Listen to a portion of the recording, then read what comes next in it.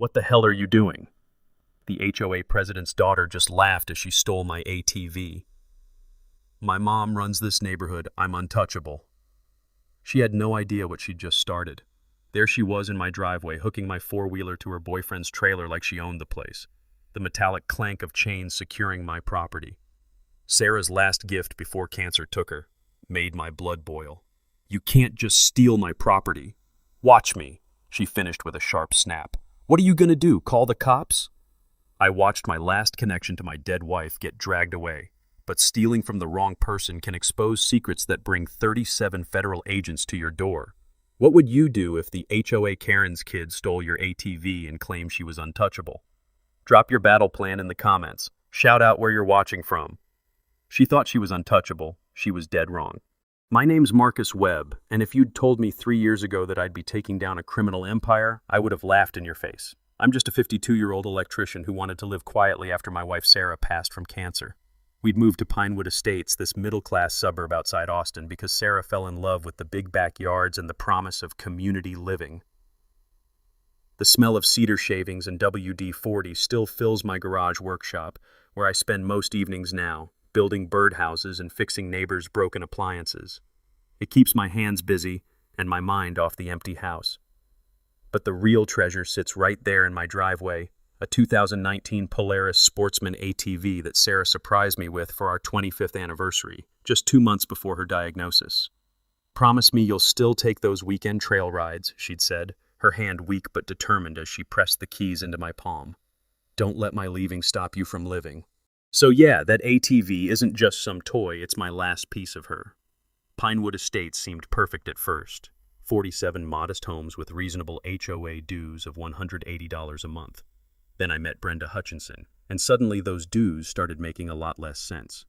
Picture every HOA horror story you've ever heard, then multiply it by 10. Brenda's 49, perfectly manicured, and carries her oversized Michael Kors purse like it's loaded with ammunition. She's been HOA president for 3 years running, not because she's popular, but because she's systematically bullied every opponent into withdrawal. Her husband Rick travels constantly for some pharmaceutical company, leaving Brenda to run the neighborhood like her personal kingdom.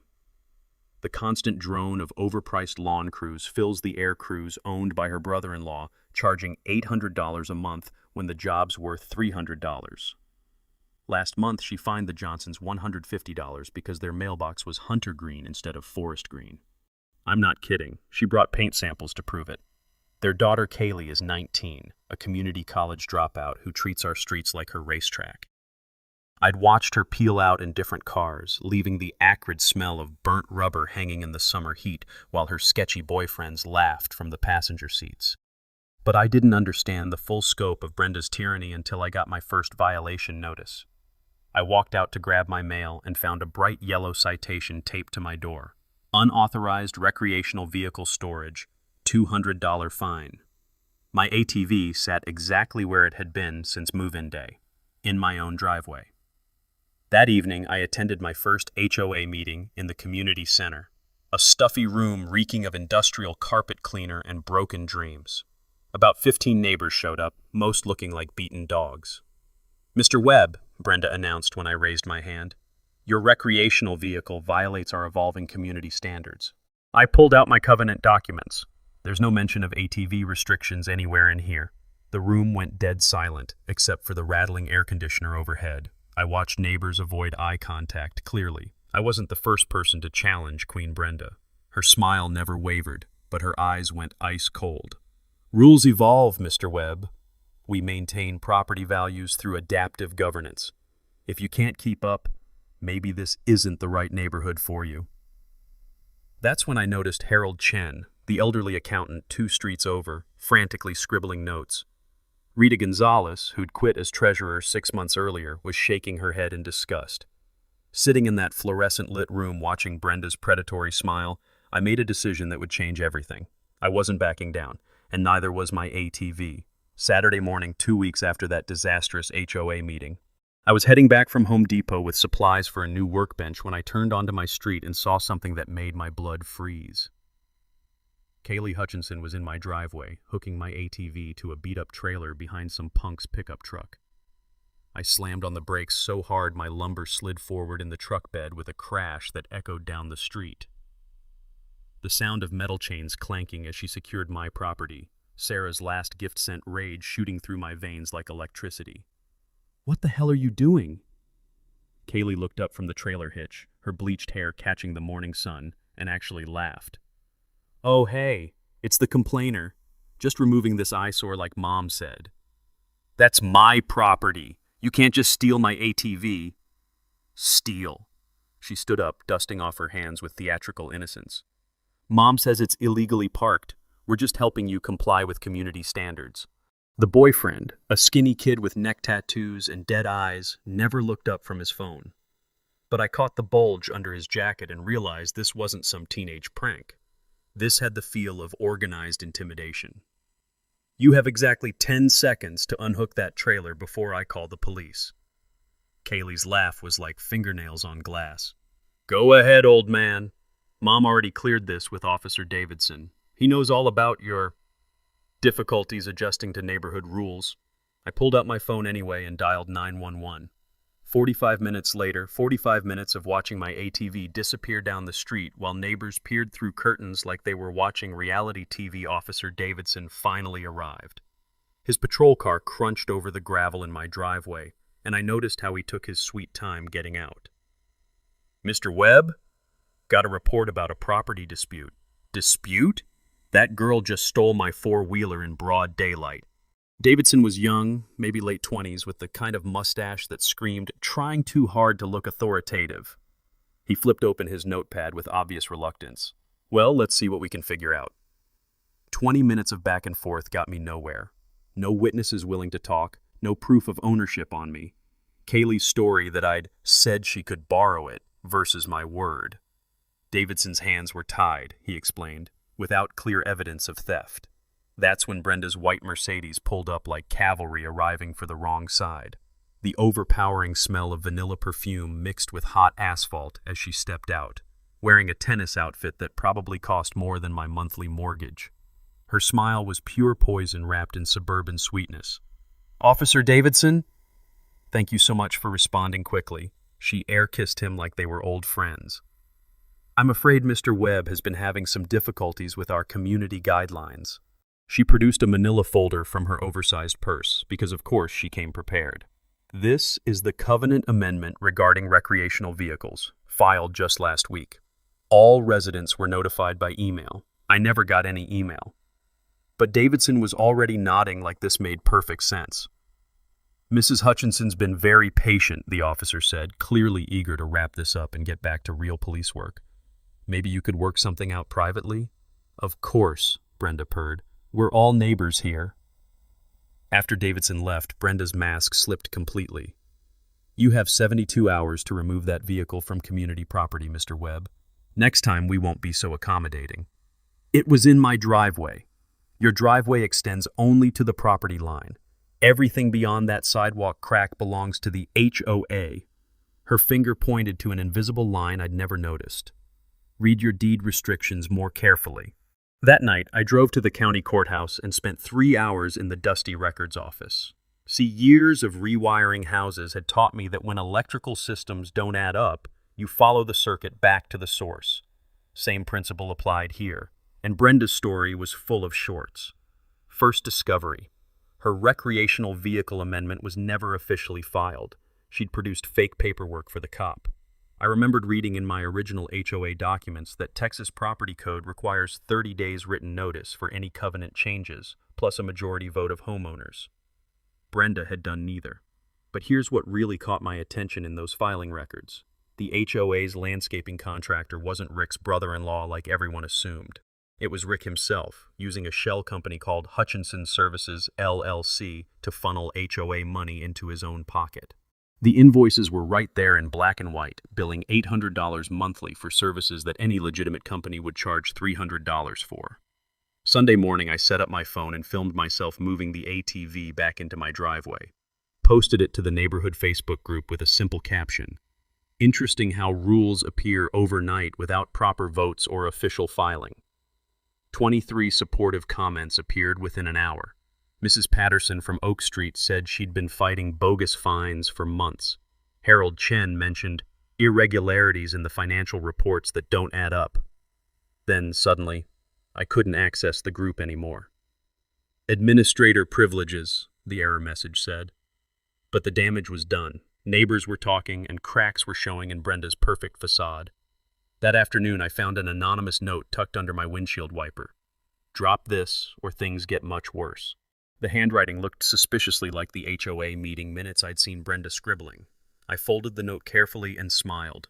If they thought one stolen ATV would break me, they had no idea what they were dealing with. The harassment campaign started exactly 72 hours after my Facebook post. Like Brenda had it scheduled with little reminder alerts. Monday morning brought the first gift. Excessive grass height, $150 fine. I walked outside with my coffee, steam rising in the cool air, and stared at my lawn. I'd mowed it 3 days ago. The grass was 2.5 inches tall, perfectly normal for Texas summer. But this was just the opening shot in Brenda's shock and awe campaign. Over 2 weeks, violation notices appeared like clockwork. Mailbox color violation, $100 fine for Hunter Green that matched every third house. Excessive noise during quiet hours, $200 fine for using my table saw at 2 p.m. Wednesday. Apparently Brenda's quiet hours included mid-afternoon. My favorite was unauthorized signage, $75 fine for my house numbers. The same brass numbers identical to everyone else's. I guess Brenda thought I was running some underground numbering rebellion. The smell of fresh citation paper became as familiar as my morning coffee. Each fine was signed with Brenda's perfect cursive, like she was autographing my misery. But here's where Brenda made her first real mistake. She got greedy and sloppy. I started documenting everything with photos and timestamps. My neighbor, Harold Chen, the retired accountant, wandered over during one evidence session, clutching green tea. "You know," he said quietly, "I used to do municipal contract work. Those fines violate city ordinances." Harold's eyes twinkled behind thick glasses. "Austin Municipal Code limits HOA fines to actual damages. That grass violation, maximum penalty is $25, not $150. She's running her own casino with made-up rules." That evening, I dove into Austin's municipal code like studying for the bar exam. Harold was right. Brenda was pulling numbers from thin air. Texas Property Code Section 209.006 requires HOA fines to be reasonable and proportionate. Charging $200 for afternoon woodworking wasn't just unreasonable, it was legally laughable. Meanwhile, Brenda's intimidation escalated beyond paperwork terrorism. She started driving by 4 or 5 times daily in that white Mercedes, making her surveillance obvious. The soft purr of German engineering became my irritation soundtrack. Worse, she'd park across the street with a telephoto camera, photographing my property like I was running a meth lab instead of building birdhouses. The metallic click, click, click echoed across the quiet street, especially grating during morning coffee. Then came the neighborhood loyalty program. Brenda started buying allies with HOA fee reductions, a reverse protection racket where good behavior got rewarded. The Hendersons got monthly dues cut in half after Mrs. Henderson started leaving passive-aggressive notes about my declining property standards. But not everyone was for sale. Rita Gonzalez, the former treasurer, knocked on my door Thursday evening with a manila envelope clutched like state secrets. "I've been watching the circus," she said, nervously checking over her shoulder. "You need to see what I kept when I quit." Inside were photocopies of financial records from her tenure as treasurer. The numbers painted a disturbing picture. Pool maintenance, $800 monthly for a community pool that legitimate companies would service for $300. Security patrol, $400 monthly for one guy making 2 lazy neighborhood drives weekly. Administrative fees, $200 monthly with 0 documentation. "I started questioning these expenses last winter," Rita explained, voice tight with frustration. "Brenda said I was exceeding my authority as treasurer and pressured me to resign before I could dig deeper." As I studied the paperwork under my kitchen light, the musty smell of old documents mixing with Rita's stress smoking, I realized this wasn't simple HOA power tripping. This was organized theft disguised as community management. Friday morning brought Brenda's most brazen move. I found Kaylee spray painting SNITCH across my garage door in bright red letters. The angry rattle of aerosol and her delighted giggling as she bolted were captured in perfect high definition by my security cameras. Finally, smoking gun evidence even Officer Davidson couldn't ignore. He showed up an hour later, watched the crystal clear footage, and actually seemed interested.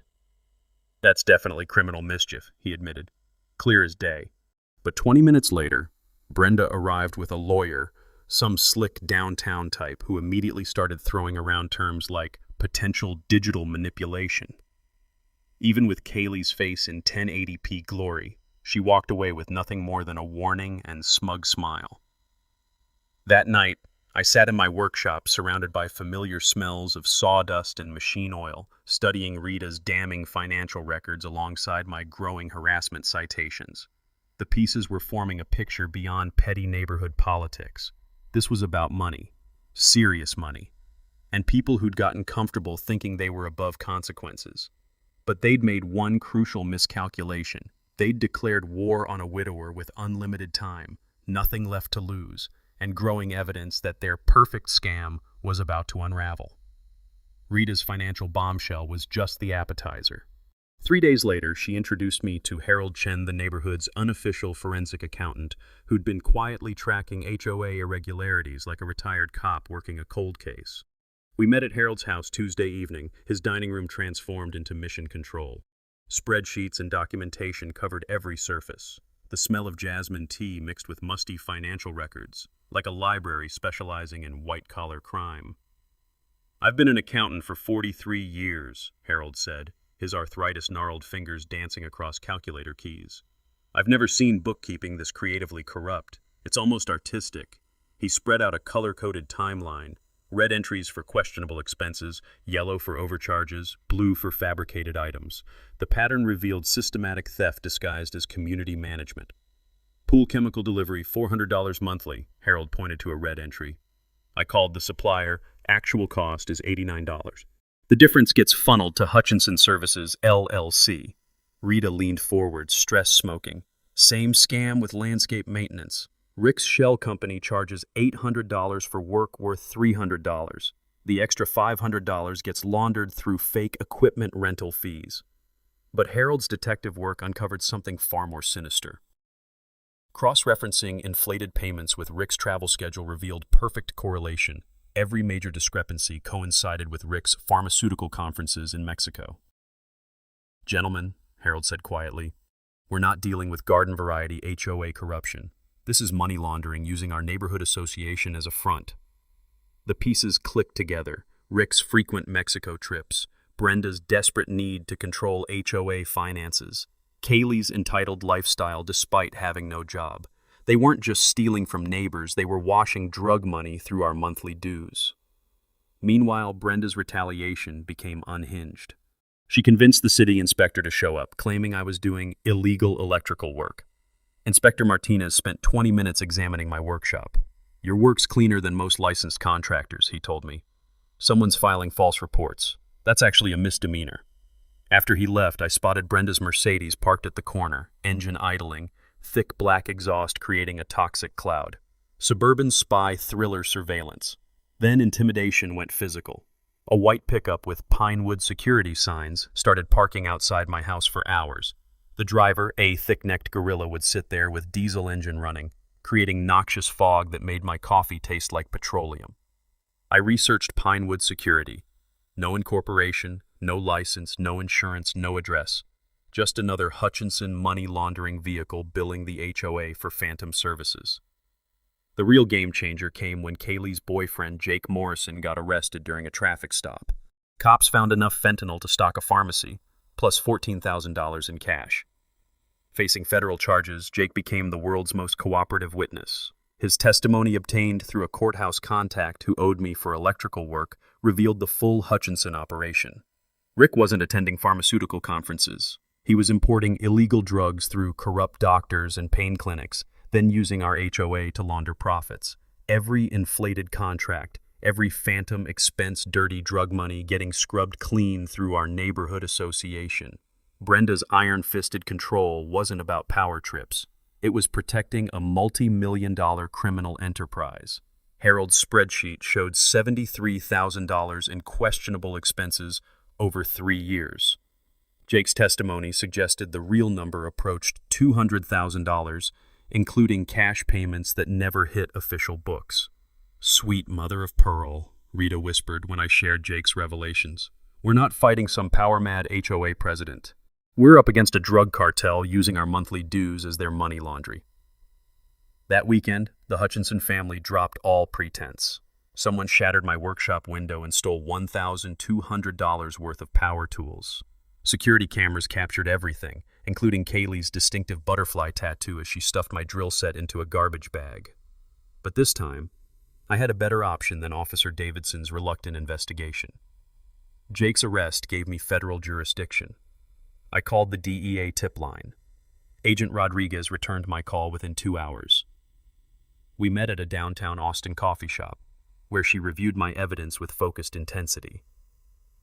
"Mr. Webb," she said, studying Harold's analysis, "you've documented sophisticated money laundering. Combined with Morrison's cooperation, we have grounds for federal racketeering charges."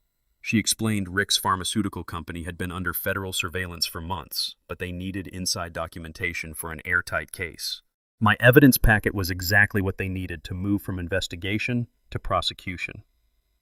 "Keep documenting everything," Rodriguez said, sliding her card across the table. "And watch your back. People laundering this kind of money don't hesitate to eliminate threats."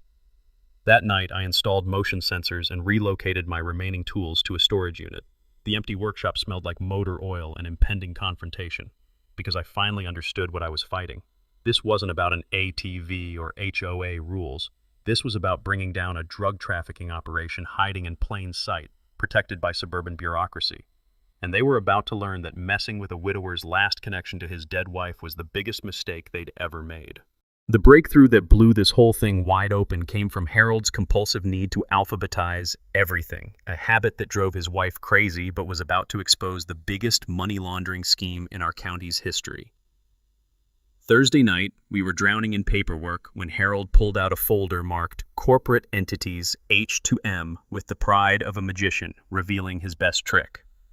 "I've been cross-referencing every business name in our HOA records," Harold said, cleaning his glasses, "and I found something that made my accountant brain start screaming." He spread out incorporation papers for Meridian Pharmaceutical Solutions, Rick's supposedly legitimate business empire. The documents looked official enough to fool a bank loan officer, complete with state filing stamps and embossed corporate seals. "But look at this business address," Harold pointed. "It's a UPS store mailbox in a strip mall between a nail salon and a payday loan place. What pharmaceutical company operates out of 20 square feet of rented mailbox space?" The smell of Harold's overworked printer mixing with his wife's cigarette smoke filled the room as he produced page after page of corporate records. "Here's where it gets interesting," Harold said, handing me FDA records. "Meridian Pharmaceutical Solutions has never been registered with the Food and Drug Administration. Never registered at all. No legitimate pharmaceutical company can operate without FDA oversight." The revelation hit me like cold water. Rick's entire business was a fabrication and elaborate prop designed to justify massive cash flows from sources that definitely weren't selling aspirin.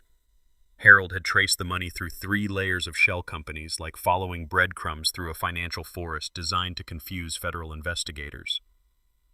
"Meridian Pharmaceutical receives consulting payments from unnamed Mexican entities," Harold explained. "Those funds transfer to Hutchinson Services LLC for equipment purchases. Then Hutchinson Services bills our HOA inflated amounts, effectively washing dirty money through our monthly dues." I stared at Harold's financial flowchart, complete with color-coded arrows showing money moving through corporate entities. This wasn't amateur-hour embezzlement. This was professional-grade money laundering that would impress federal prosecutors. Rita arrived just as Harold finished explaining how our neighborhood association had become an unwitting participant in international drug trafficking. She took one look at the corporate documents and immediately grasped the implications. "Sweet Mother of God," she whispered, collapsing into a chair. "Our HOA isn't just being robbed. We're actively laundering drug cartel money through our landscaping budget." The scope was breathtaking. Harold's analysis showed approximately $340,000 in suspicious payments over 18 months, but the Mexican source funding suggested the actual trafficking operation involved tens of millions. The most chilling discovery came when Rita cross-referenced HOA payment dates with local drug bust reports from newspaper archives. 3 major Austin drug seizures over the past year had occurred within 2 weeks of significant HOA expenditures. The correlation was too precise to be coincidental. "We're not dealing with neighborhood corruption," I said, the full weight settling on my shoulders. "We've stumbled into evidence of a major drug trafficking network hiding behind suburban bureaucracy."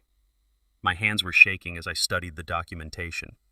What started as a fight over my stolen ATV had uncovered a criminal conspiracy that could bring down an entire drug trafficking organization. But with that realization came sobering understanding of exactly how dangerous the Hutchinson family really was. People willing to launder millions in cartel money don't send strongly worded letters when threatened. They eliminate problems permanently. Harold carefully organized the evidence into manila folders. "We need Agent Rodriguez to see this immediately," he said quietly. "And we need to assume we're now targets of a very sophisticated criminal organization."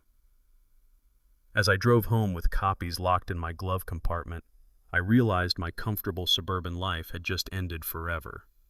Tomorrow I'd hand federal agents documentation that could trigger the largest drug investigation in Austin's recent history.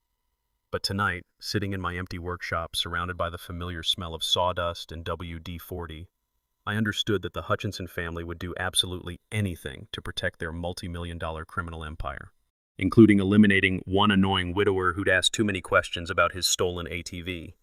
Friday morning, I called Agent Rodriguez with shaking hands and coffee strong enough to wake the dead.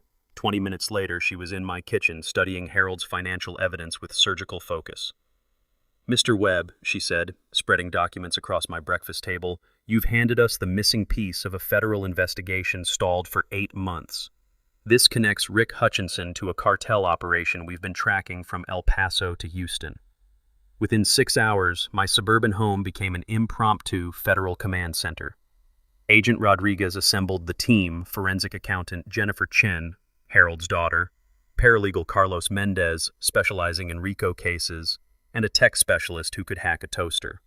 Fresh coffee mixed with ozone scent from multiple laptops as federal agents turned my dining room into mission control. "Here's what we're dealing with," Rodriguez explained, using my kitchen whiteboard. "Rick runs drugs from Mexico through corrupt doctors. Cash gets laundered through shell companies, then cleaned through your HOA's inflated contracts." Jennifer had already started building a prosecutorial timeline.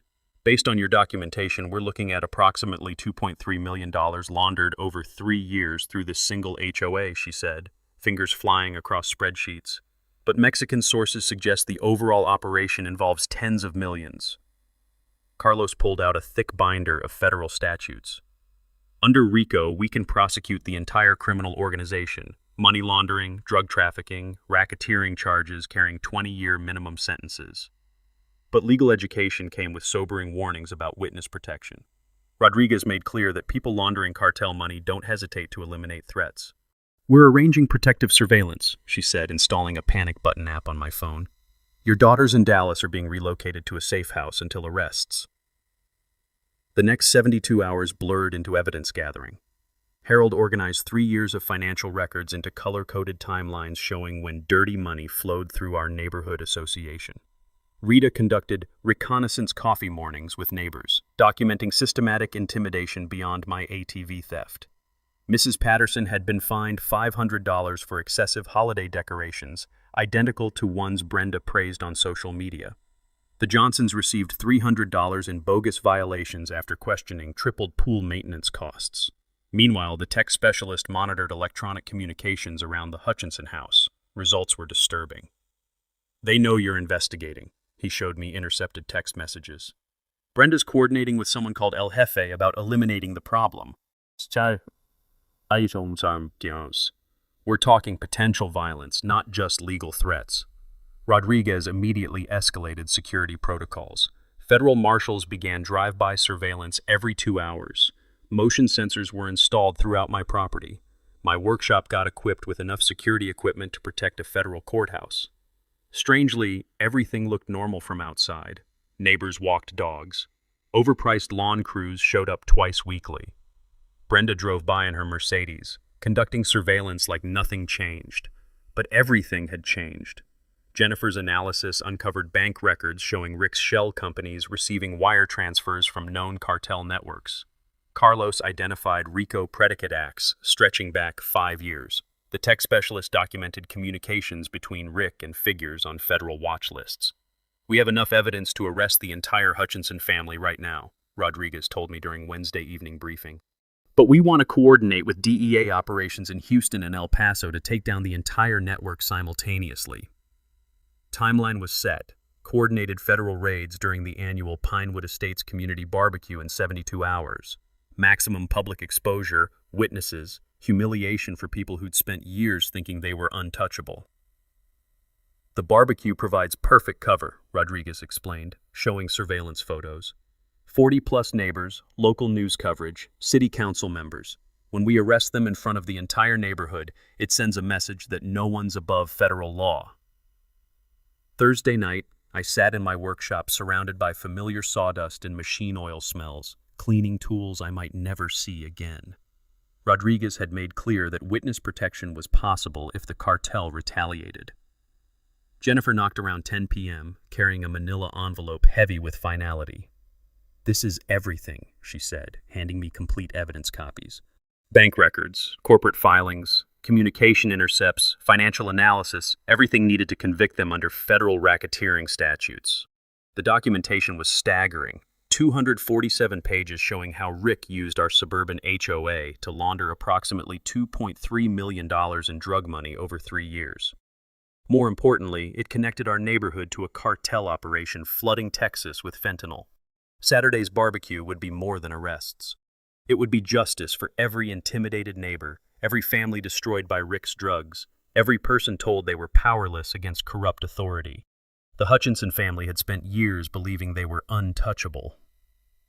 In 48 hours, they'd discover exactly how wrong they were. The Hutchinson family's panic started showing exactly 72 hours before the barbecue, like someone had lit a fuse slowly burning toward an explosion. It began with Brenda calling an emergency HOA meeting Thursday night. The first time in 3 years she'd scheduled anything without advance notice. The community center reeked of disinfectant and desperation as confused neighbors filed in. "We need to address serious security concerns," Brenda announced, her composure showing hairline cracks. Her hands shook as she shuffled papers, her purse clutched like armor. She launched into rambling speech about outside agitators and threats to property values, clearly talking about federal investigators. The woman who'd terrorized neighbors was now terrified herself. "I'm proposing banning all security cameras on private property," she continued, voice getting shriller. "These devices violate privacy and create suspicion." The motion died instantly.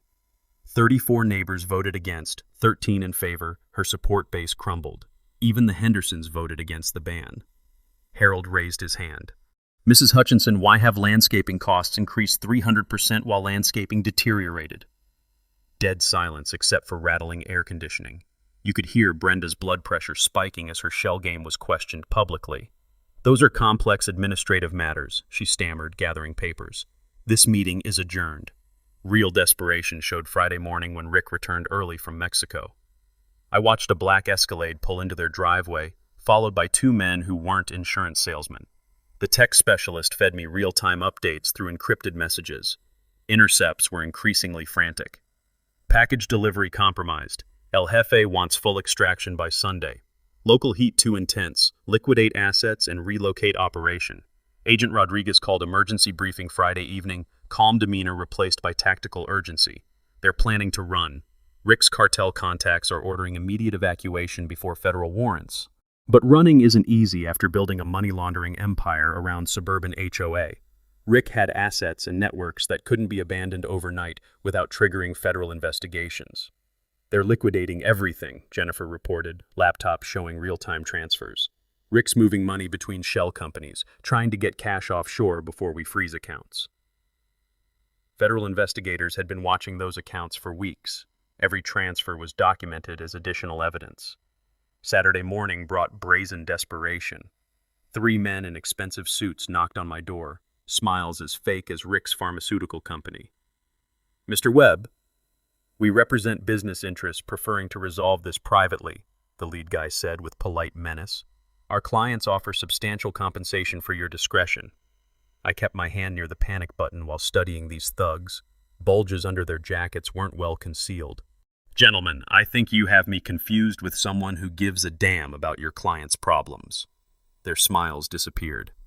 Some problems have permanent solutions. We'd hate for you to become one. Interesting, I said, showing them the recording app running since they knocked.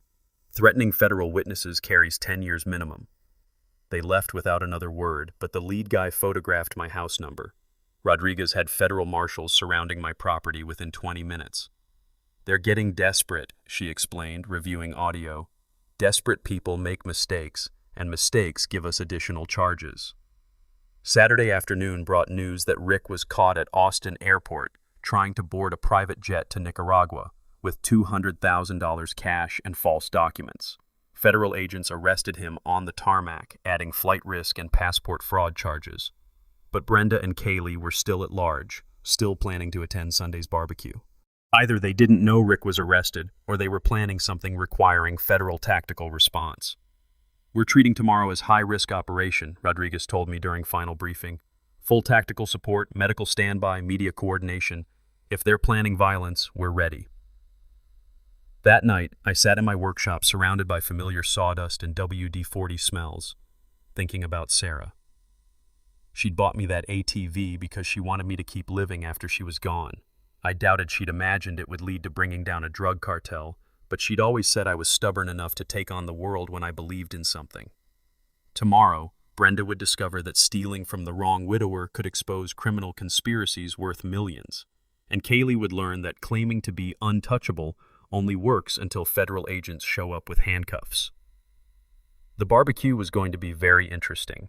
Sunday morning arrived with the kind of oppressive Texas heat that makes everything shimmer like a mirage, but the real illusion was how normal everything looked while federal agents prepared to execute the largest drug bust in Austin's suburban history. I woke up at 5 a.m. to find Agent Rodriguez drinking coffee in my kitchen, her tactical vest hanging over my breakfast chair like some surreal piece of suburban armor.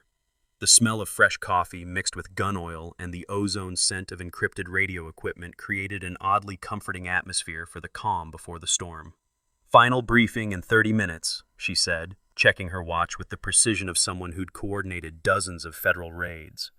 37 agents from DEA, FBI, and IRS are already positioned throughout the neighborhood.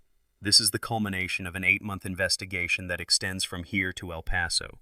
The coordination was staggering in its complexity.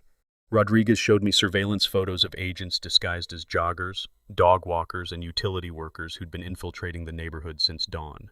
Federal communications vans were parked 3 blocks away, monitoring every electronic signal around the Hutchinson house. Brenda and Kaylee have no idea Rick was arrested yesterday, Rodriguez explained, adjusting her earpiece. They're still planning to attend the barbecue, probably hoping to maintain appearances while planning their escape. The community barbecue setup was already underway in Pinewood Park, with neighbors arranging folding tables and portable grills. Like this was just another suburban weekend gathering. The irony was perfect. A money laundering operation would be exposed at an event funded by the very HOA fees they'd been stealing. Harold and Rita arrived at my house around 8 a.m., both wearing the nervous energy of people about to witness justice after years of systematic abuse. Harold carried a manila folder containing the final evidence compilation, 247 pages documenting how Rick Hutchinson had laundered $2.3 million through our neighborhood association. I've been an accountant for 43 years, Harold said, adjusting his glasses nervously, and I've never seen financial corruption this sophisticated get exposed this completely. Today's going to be very satisfying. Rita was chain-smoking like a chimney, her stress levels understandably high considering she'd been the first person brave enough to question Brenda's financial irregularities. I keep thinking about all the neighbors who were too scared to speak up, she said, exhaling smoke into the morning air. Today, everyone's going to see that bullies aren't invincible. Agent Rodriguez's radio crackled with updates every few minutes as federal teams reported their positions. Unit 7 in position at Oak Street intersection. Communications team has full electronic surveillance online. Tactical response team standing by 3 blocks south. The coordination reminded me of military operations I'd seen in movies, except this was happening in our quiet suburban neighborhood, where the biggest previous excitement had been Mrs. Patterson's Halloween decorations controversy. By 10 a.m., 43 of the 47 neighborhood families had confirmed attendance at the barbecue. Local news crews were setting up, having been tipped off about a major community announcement without knowing they were about to witness federal arrests. City Council members Jake Morrison and Patricia Williams had arrived early, along with County Commissioner David Chen Harold's nephew, it turned out.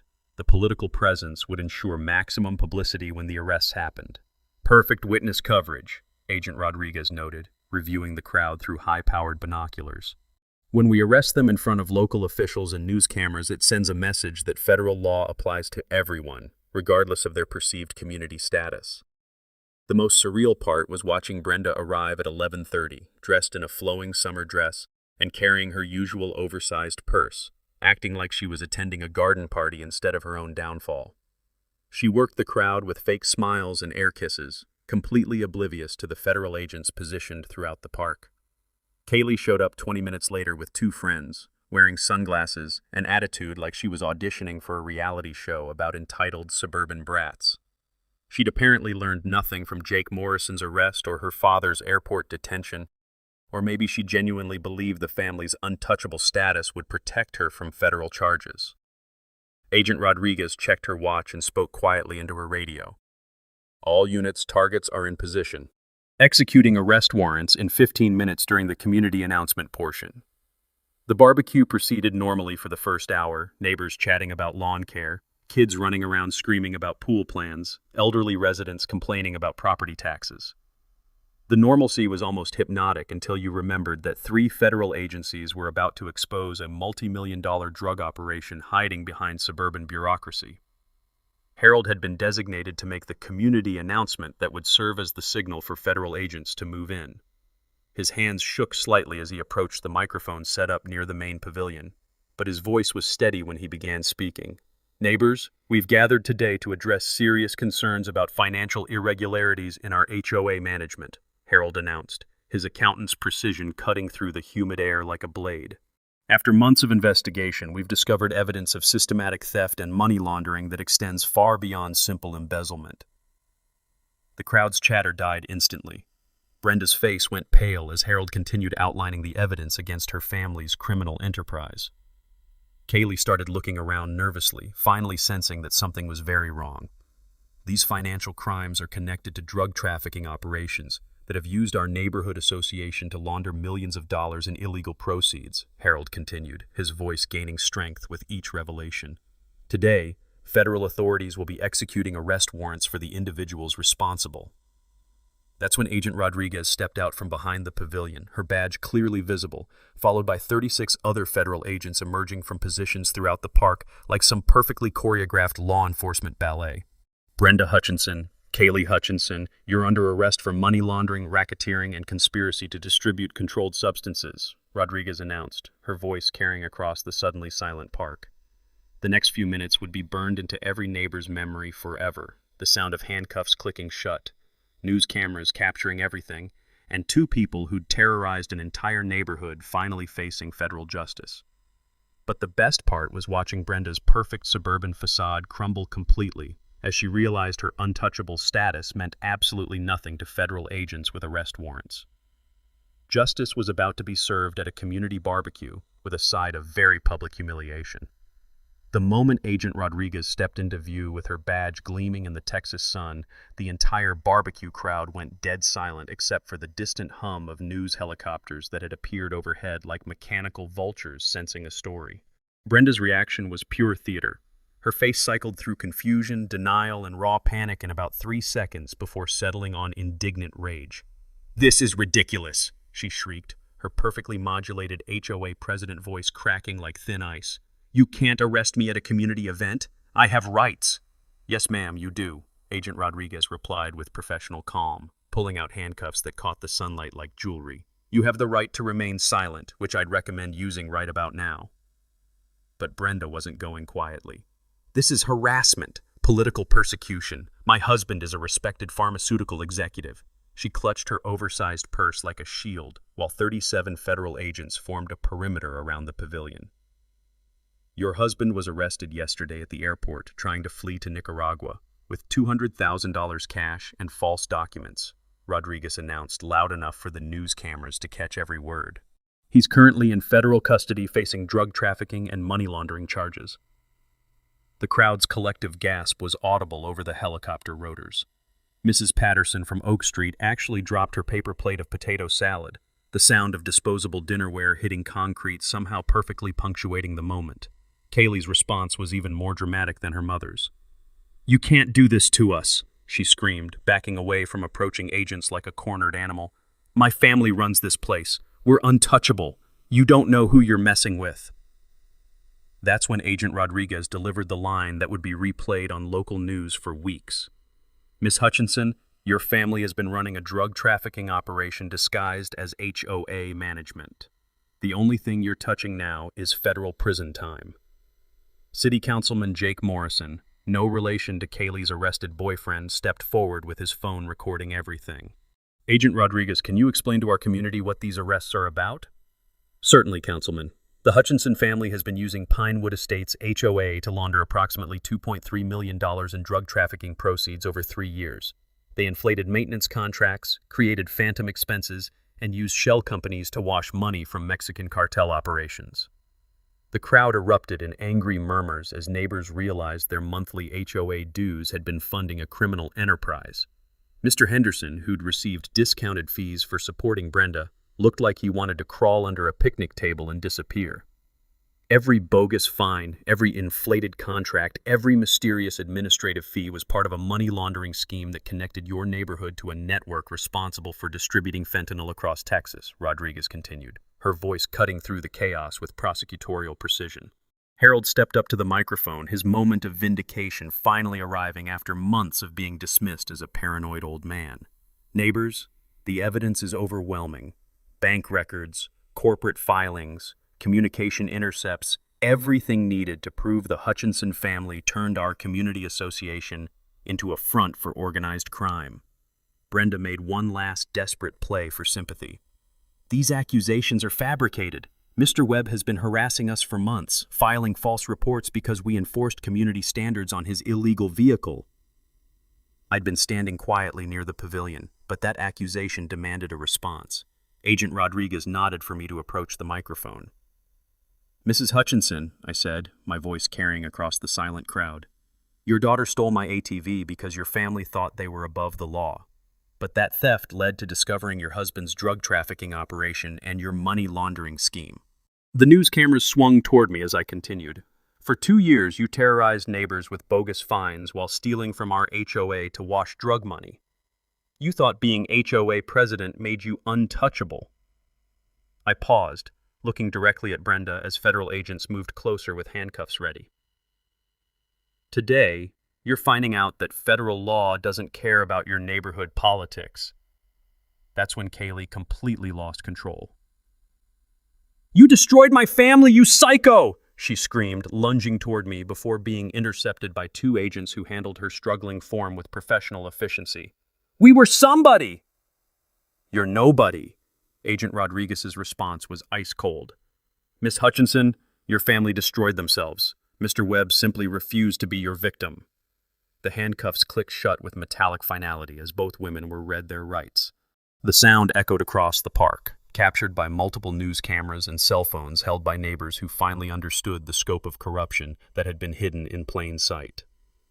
"Brenda Hutchinson, you're charged with conspiracy to commit money laundering, racketeering under the RICO Act, and conspiracy to distribute controlled substances," Rodriguez announced. "Kaylee Hutchinson, you're charged with theft, vandalism, criminal threats, and conspiracy to commit money laundering." As federal agents led them toward waiting vehicles, Brenda made one final attempt at maintaining her dignity. "This is a mistake that will be corrected," she called over her shoulder. "Our lawyers will have us released by tomorrow." Agent Rodriguez's smile was pure professional satisfaction. "Ma'am, your assets have been frozen under federal forfeiture laws. Your lawyers are about to become very expensive, and you won't be paying them with drug money." The crowd watched in stunned silence as the white Mercedes and black Escalade were loaded onto federal impound trucks. Harold stepped back to the microphone for the final announcement. "Neighbors, today marks the end of 3 years of systematic theft and intimidation. Our HOA will be placed under federal oversight pending asset recovery, but we're finally free from the Hutchinson family's criminal enterprise. As the federal vehicles disappeared down our quiet suburban street, taking Brenda and Kaylee toward downtown detention facilities, the remaining neighbors began talking in amazed whispers about how a simple ATV theft had exposed the biggest money laundering operation in Austin's suburban history. But the best part was watching Mrs. Patterson approach Harold with tears in her eyes. "Thank you," she whispered. "I was so tired of being afraid in my own neighborhood." That's when I realized this wasn't just about catching criminals. It was about proving that ordinary people can fight back against corruption when they're willing to stand together and document the truth. The barbecue continued, but now it felt like a victory celebration. 6 months after that unforgettable barbecue, I'm sitting in my workshop on a crisp October morning, the smell of cedar shavings and fresh coffee mixing with the satisfaction of justice served cold. The empty lot where the Hutchinson house once stood has been transformed into a community garden that blooms with vegetables and the kind of neighborly cooperation we never had under Brenda's reign of terror. The legal outcomes exceeded even Agent Rodriguez's wildest prosecutorial dreams. Rick Hutchinson received 15 years in federal prison for drug trafficking and money laundering. His lawyer's arguments about legitimate pharmaceutical consulting fell flat when prosecutors showed the jury millions in cartel money flowing through our suburban HOA like a financial sewer system. Brenda got 8 years for conspiracy and racketeering, her perfect suburban facade crumbling during a trial that made national news. The judge wasn't sympathetic to her claims about being a dedicated community volunteer when evidence showed she'd terrorized neighbors while stealing their money to wash drug profits. Kaylee received 3 years in state prison for theft and criminal threats, though she'll likely serve 18 months with good behavior. Her untouchable attitude didn't survive 1 week in county lockup. Apparently, prison inmates aren't impressed by HOA presidency credentials. Jake Morrison, the boyfriend who started this whole chain reaction, got 12 years federal time, but testified against 17 other cartel associates in exchange for witness protection. His cooperation helped dismantle drug networks from El Paso to Houston, making our little neighborhood investigation part of the largest regional trafficking bust in DEA history. The financial recovery was equally satisfying. Federal asset forfeiture recovered $312,000 from Hutchinson accounts, plus another $180,000 from seized vehicles and properties. Every stolen penny came back to the HOA with interest, along with punitive damages covering all legal fees for harassed neighbors. Our monthly HOA dues dropped from Brenda's inflated $180 to a reasonable $95 under legitimate management. Turns out, running a neighborhood association honestly is remarkably affordable when you're not washing cartel money through landscaping contracts. Harold Chen became treasurer with unanimous approval. Nobody questioned his qualifications after he'd exposed a multi-million-dollar money laundering scheme using nothing but spreadsheets and righteous indignation. Rita Gonzalez got elected president on a platform of never again, implementing quarterly public audits and monthly budget meetings where every expense gets scrutinized like evidence in a federal trial. The demolished Hutchinson house became Sarah's Trails Memorial Garden, honoring my late wife while providing fresh vegetables and a gathering place for weekend coffee mornings that actually bring neighbors together. The irony is perfect. The lot where corruption once festered now grows tomatoes and community spirit in equal measure. My personal healing surprised everyone, including myself. The ATV that Kaylee tried to steal now leads weekly trail rides that have become neighborhood tradition. Every Saturday morning, a dozen neighbors meet in my driveway for coffee and rides through Texas Hill Country, the sound of engines and laughter replacing Brenda's toxic intimidation campaigns. Property values increased 12% after news coverage attracted buyers seeking authentic community. Apparently, people will pay extra to live somewhere that proved corruption doesn't win. The waiting list for Pinewood Estates homes now stretches 6 months, with realtors specifically mentioning our proven resistance to HOA abuse as a selling point.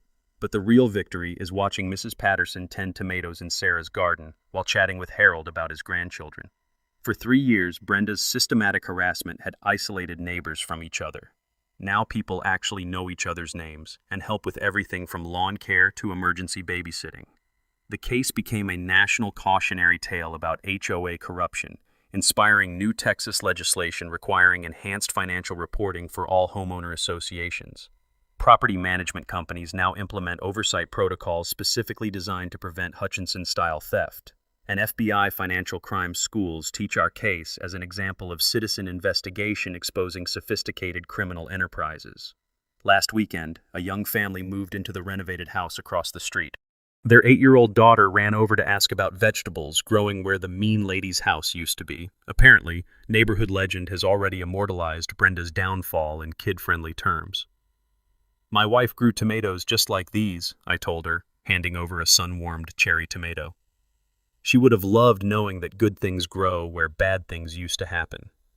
The smell of rich soil and growing plants filled the morning air as neighbors gathered for coffee, Harold sharing calculations about money saved under honest management, Rita updating everyone about other Texas HOAs requesting help investigating suspicious finances.